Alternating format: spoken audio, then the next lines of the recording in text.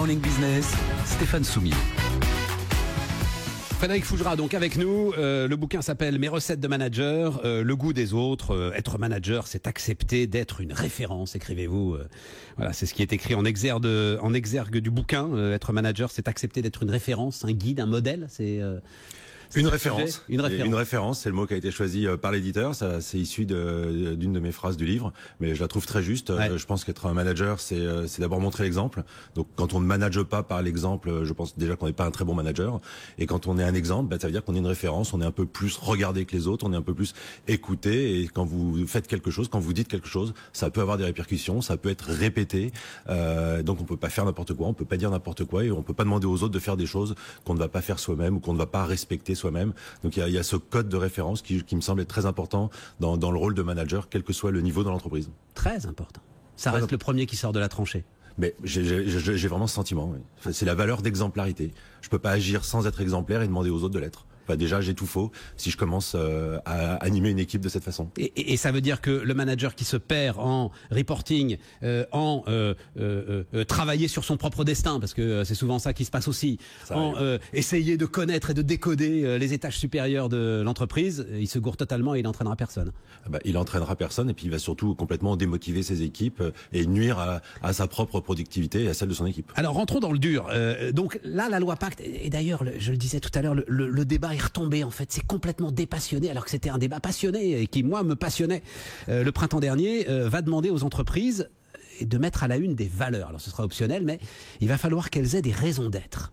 Vous écrivez valeurs RH, conscience ou bonne conscience de l'entreprise et vous allez même encore plus loin. Si les valeurs proclamées sont vides de réalité ou de sincérité, elles vont nuire à l'entreprise. C'est un jeu dangereux qu'on nous demande de jouer là. Je ne sais pas si c'est un jeu dangereux. Déjà, je suis plus aujourd'hui très à l'aise avec la notion de valeur. Je trouve que les valeurs ont une dimension très personnelle. Et est-ce que l'entreprise peut vraiment porter des valeurs? Alors peut-être que quand elle est familiale, quand il y a une très forte histoire, peut-être est-ce possible. Mais moi, aujourd'hui, je préfère parler d'engagement. L'entreprise, elle doit s'engager vis-à-vis de ses collaborateurs, vis-à-vis de ses clients, vis-à-vis de ses fournisseurs. Les valeurs, c'est un peu votre affaire, c'est un peu votre histoire.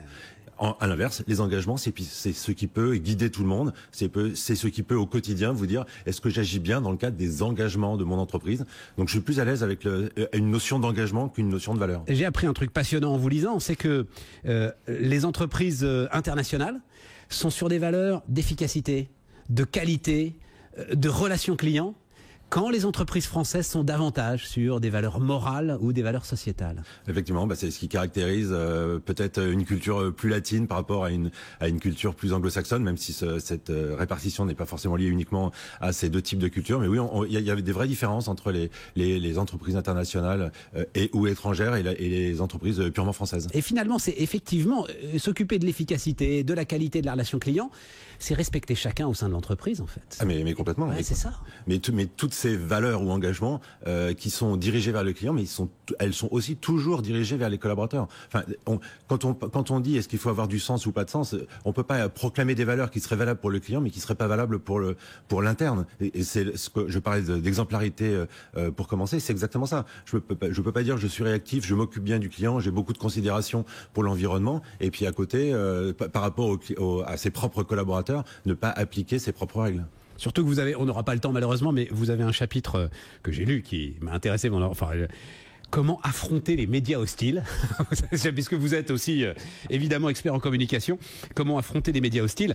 Il est clair que si l'entreprise s'amuse à proclamer des valeurs qu'elle ne respecte pas, pour le coup, les médias hostiles vont lui tomber dessus, mais alors très très vite. Hein. Alors, en l'occurrence, tous les médias peuvent lui tomber dessus dans ce genre de circonstances. Oui, même ceux qui ne sont pas hostiles, vous avez raison. Pour moi, le média hostile, c'est celui qui débarque avec une intention de nuire, et non pas celui qui débarque pour faire son boulot. Celui qui débarque pour faire son boulot et qui va constater que les valeurs affichées sont complètement bidons, lui, il fait clairement son boulot. Et je ne le considère pas hostile. Il ne va pas m'arranger si je suis mis en cause, mais il n'est pas hostile. L'hostile, c'est celui qui décide de toute façon de venir pour vous taper dessus sans chercher à savoir ou à comprendre, et qui va donc nuire à l'entreprise, à son activité, à ses collaborateurs, à ses clients, à tout le monde. Et vous dites d'un mot, il faut l'affronter, mais sans illusion, parce que la bataille est perdue. Alors la bataille est généralement perdue parce que l'entreprise elle n'a pas le même pouvoir de bruit médiatique et de communication finale que le média qui va lui essayer de l'exposer ou de la lyncher. Mais en tout cas on peut pas faire l'autruche, donc il faut anticiper, il faut s'y préparer et puis il faut accepter de l'affronter. chapitre sur la démission. Alors, je l'ai pas dit d'ailleurs, c'est une série de chroniques, c'est pour ça que c'est très agréable à lire, parce que c'est certainement pas un traité de management, c'est une série de chroniques. Quoique vous écrivez où d'ailleurs sur votre blog spécialisé, c'est ça Alors, au début, j'écrivais effectivement sur mon blog. Au départ, ce livre, c'est une proposition de collaboration d'un site qui s'appelle Focus RH, et qui m'a demandé chaque mois de leur proposer une tribune, ce à quoi je ne me considérais pas légitime, n'ayant pas une fonction RH. Et en fait, c'est la fonction de manager qui les intéressait. J'ai dit banco, faisons un test. Et puis ça fait plus de 10 ans que je produis ces tribunes. Ils ont choisi de rassembler ce qu'ils considèrent être les meilleurs dans un ouvrage. Chapitre sur la démission. Démissionner, c'est communiquer, point d'interrogation, dites-vous. Le pouvoir change de camp. Voilà l'intertitre de ce chapitre. Quand une soumission s'est installée, dites-vous, quand une soumission s'est installée, la démission, souvent libératoire, fait changer le pouvoir de camp. Alors, démissionner, c'est un acte professionnel, pour commencer. On l'oublie, on n'y est jamais assez préparé. Souvent, on ne travaille pas une démission, alors qu'une démission, c'est comme une candidature. On peut consacrer beaucoup d'énergie à préparer sa candidature, son entretien de recrutement, alors que la démission, on n'y est pas préparé. Peut-être tant mieux, parce que c'est quand même pas généralement un moment très positif, sauf quand il est libératoire. Mais d'abord, c'est un acte professionnel. C'est aussi un acte de vérité. C'est un acte de vérité parce que pendant ce moment, ils peuvent se dire des choses qui n'ont jamais pu être partagées dans le passé. Ça peut être avec son équipe, ça peut être avec sa hiérarchie, ça peut être avec ses collègues. Et parfois, la démission, elle est difficile, elle est douloureuse, ou elle est imposée par une situation professionnelle qui est pénible, comme une situation de soumission.